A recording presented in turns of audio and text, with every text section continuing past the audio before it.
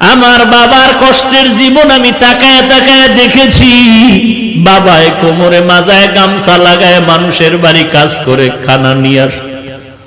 এমনও ঈদের দিন গেছে একটা নতুন জামা আমার বাবায় দিতে পারে না।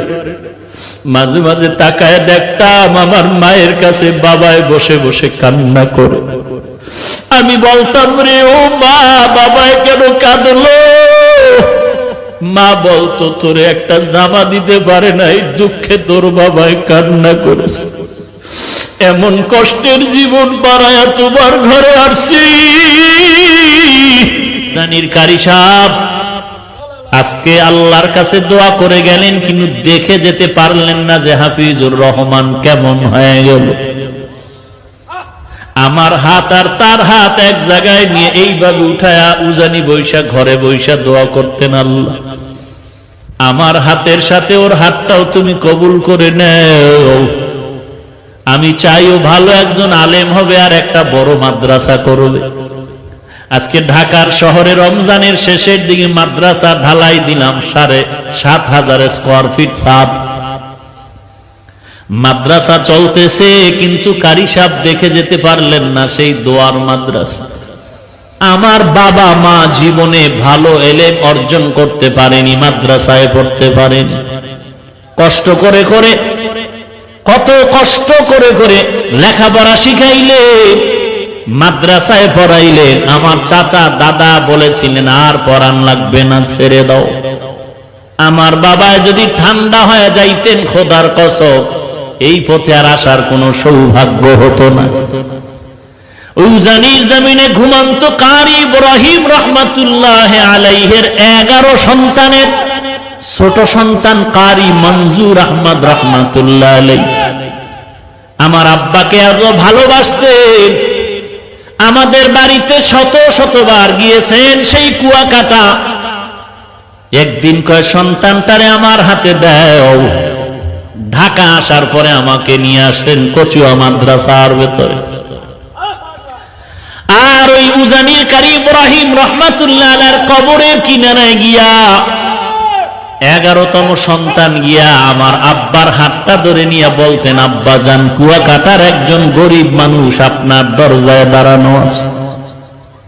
এই গরিব মানুষটা বড় মুখলেস মানুষ, বড় তাকওয়াওয়ালা মানুষ, আপনার মোহাব্বতের বান্দা।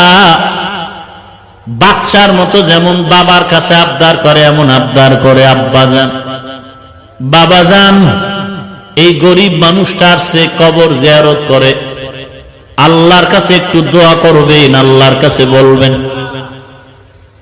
আব্বা জান এখনো বলেন আর মাঝে মাঝে কান্না করেন। উজানির কারি মঞ্জুর আহমদ রহমাতুল্লাহ আলাইহি, যিনি চরমনায়ের বছরে 2 বার মাহফিলের স্টেজে সূরা হাশরের শেষ 3 আয়াত তেলাওয়াত করতেন, যার তেলাওয়াত এখনো ক্যাসেটে শুনলে চোখের পানি ধরে রাখা যায় না।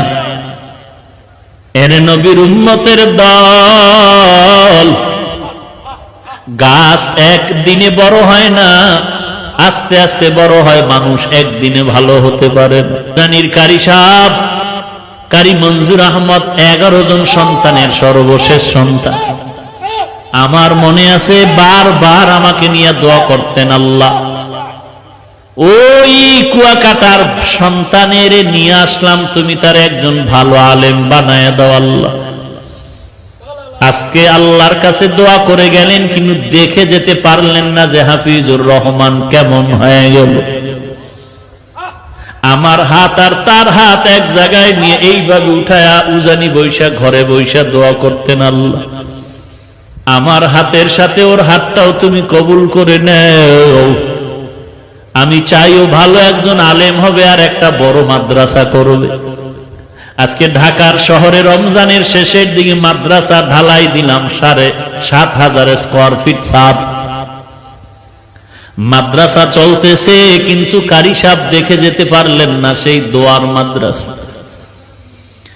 জায়গা নাই, 2-3 বছর ধরে বাইতুল্লাহর গিলাফ ধরে ধরে কানলাম, আল্লাহ একটা জায়গার ব্যবস্থা করে দাও। 3টা বিল্ডিং ভাড়া চলতেছে।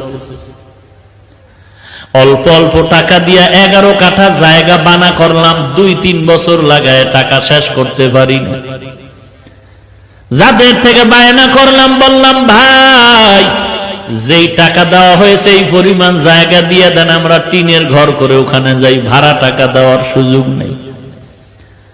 পরামর্শে যখন সিদ্ধান্ত হলো আমাদেরকে দলিল দিবে, আমরা বাউন্ডারি ওয়াল করতে শুরু করলাম।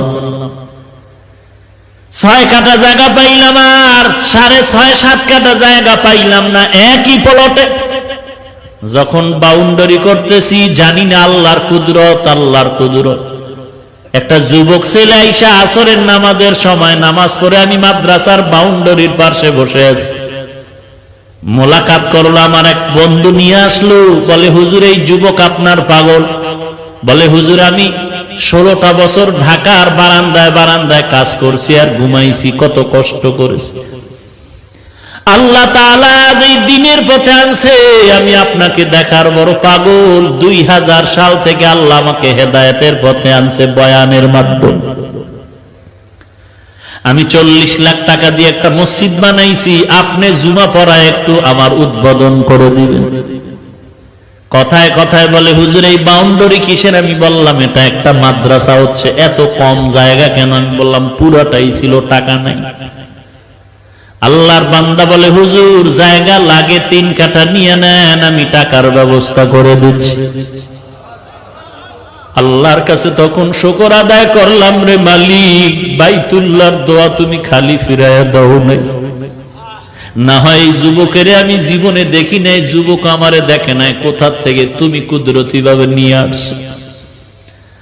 এই রমাজানে ছাদ ডালাই দিব, টাকা নাই, কত কিছু দরকার, 700-800 বস্তা সিমেন্ট লাগবে, রড লাগবে, ইট লাগবে, 42,000।